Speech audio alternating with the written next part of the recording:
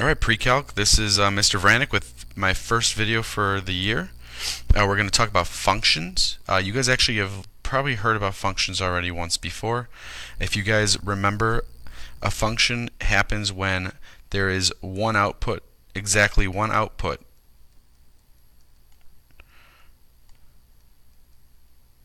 per input.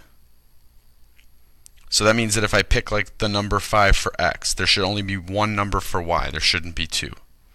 So let's look at these different ones and state the domain and range. Remember that the domain are the inputs and range are the outputs. So for part A, if you look, the domain is just the set of numbers 2, 3, and 4. The range is the set of numbers 5 and 6. Now here's where we have to be careful.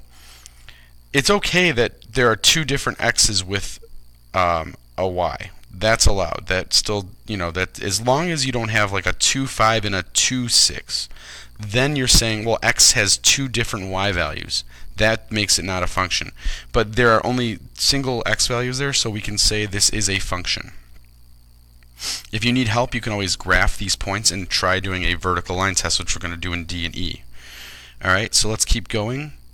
Our domain are just the list of the x's. You do not need to repeat them. And the range are the lists of the y's. You could put them in ascending or descending order, it doesn't matter.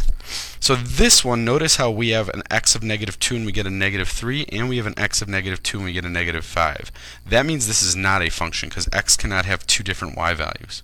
So not a function. Alright, finally let's do this one. This one looks fine because it has just three x's again, and they're all different, which means this will probably be a function. The range are the y values, so 5, 10, and 15. Since every x is by itself and gets only one value out, this is a function. Now remember, on a graph, to test if something's a function, you draw a vertical line test. And it has to only hit once. So since all these vertical lines will only hit once, this is a function.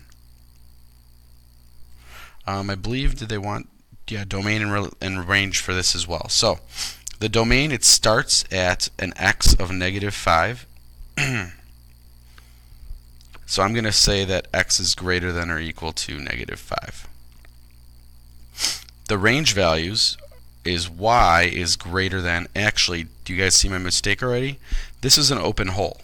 So since it's an open hole, it should not be equal to. It should only be greater than. So we have to make sure we check that. So for the y's, the y starts at -4 and then it goes up. So all the y values in the up direction are accounted for. So we will say that this is greater than -4. Alright, E is not a function because it fails the vertical line test. So it's not a function.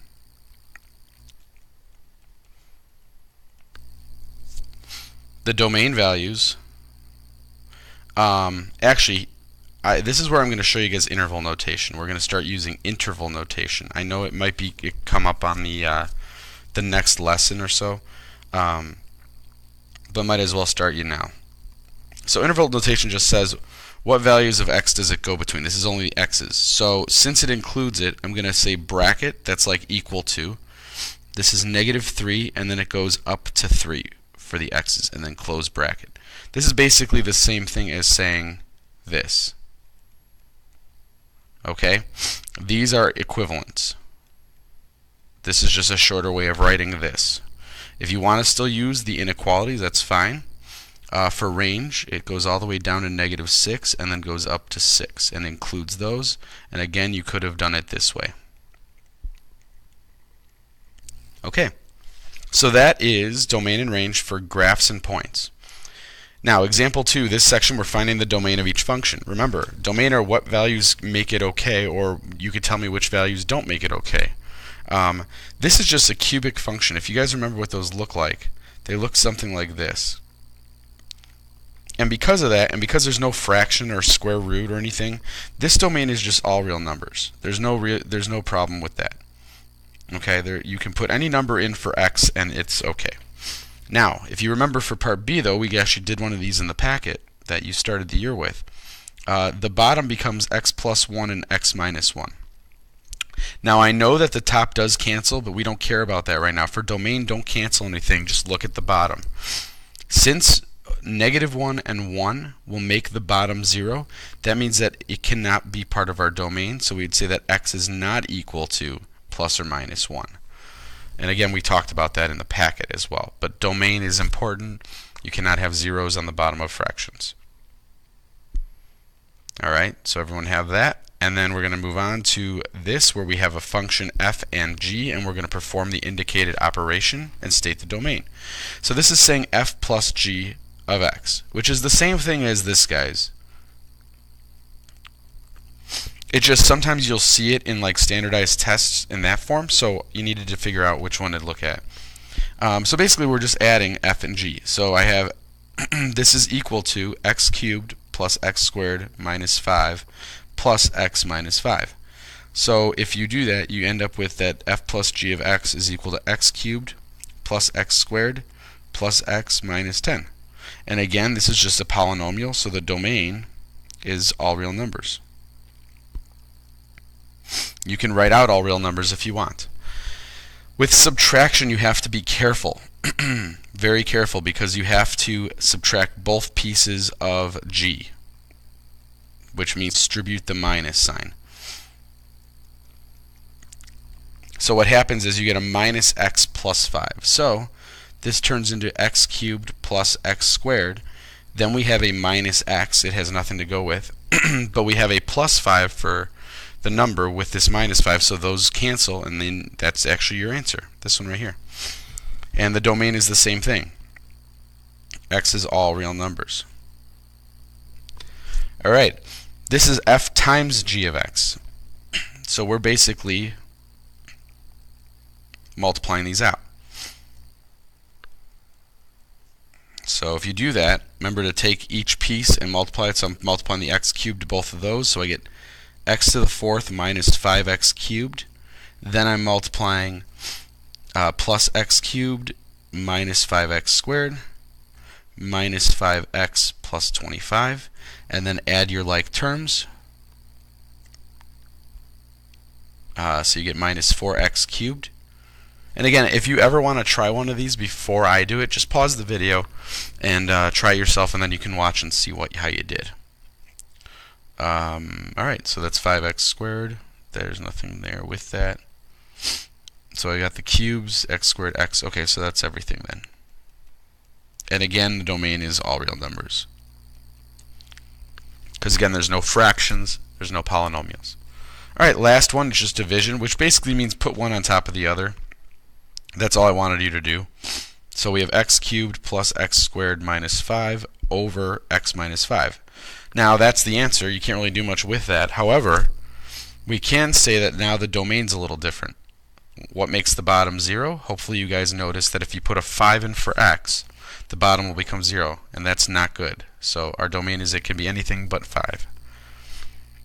Okay, so we're on to our last example, I believe. Example 4. We have a function 2x squared minus 3x plus 4, and I need to find f of 0, f of negative 1, f of x, or a negative x, and so on and so forth. There's actually a lot here. So for part A, f of 0 means I'm just putting a 0 in for x. Okay? So if I do that, the 0 goes away there, the 0 goes away there, I get just the number 4. So f of 0 is equal to 4. B, I'm doing f of negative 1. So I'm putting a negative 1 in now for x. Remember, this is just telling me my input. So I get 2 plus 3 is 5, plus 4 is 9. Alright, now we're doing f of negative x. Now, this one is just going to keep the answer in terms of x. So you have to see what each piece happens. So what happens with the negative sign? So if you notice, here when you square the x and the negative will go away. So you get 2x squared. Here, the negative signs will turn into a positive, so we get plus 3x plus 4.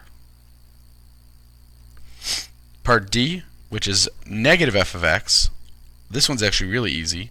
This just means negate the whole function, or distribute, or change all the signs of all the pieces. So we get a negative 2x squared plus 3x minus 4. Okay? So when it's outside like that, you just put a negative sign outside the function and it changes, all of the different signs. Okay, the last two are a little trickier because you're going to have to FOIL. E, we need to do f of x plus 1. So what that means is wherever you see an x in your function, you replace it with an x plus 1. These ones are a little more work because guess what you have to do here? X plus 1 quantity squared. Let me take this and do this over and up here. We're going to take this and go up here with that. So remember, x plus 1 squared is just x plus 1 times x plus 1. And if you FOIL that, you get x squared plus an x and plus an x, so plus 2x plus 1. That's what that turns into. So I get 2 times x squared plus 2x plus 1 minus 3x minus 3 plus 4. Now I distribute the 2x squared plus 4x plus 2 minus 3x, and then this turned into a plus 1. So that I just added these two together. Alright, final step, I'll just do it right here, is add all your like terms. It's 2x squared. 4x minus 3x is a plus x. 2 plus 1 is plus 3. So that is the final answer. Alright, and now we're going to do that with x plus h. Now this is a little weirder, but it'll work out okay for you guys. So f of x plus h. Again, you're inputting x plus h in for x. And actually, we probably don't even need to do this one, but I'm going to just show you it anyway because some of you guys might be curious about it. So first you have to FOIL an x plus h times an x plus h. I'll do that down here in the bottom of the screen. And you get x squared, and then you get 2 xh's, and then an h squared. So over here, that's what's going to turn into this. Now again, if you're like, what just happened? Basically, I just took this x plus h squared, multiplied it by itself, and this is what you get when you FOIL it. So take your time on that. I probably won't have you guys do these though. I'm just going to show you them in the notes. And then we still have this. That's a 4. So then we multiply that out.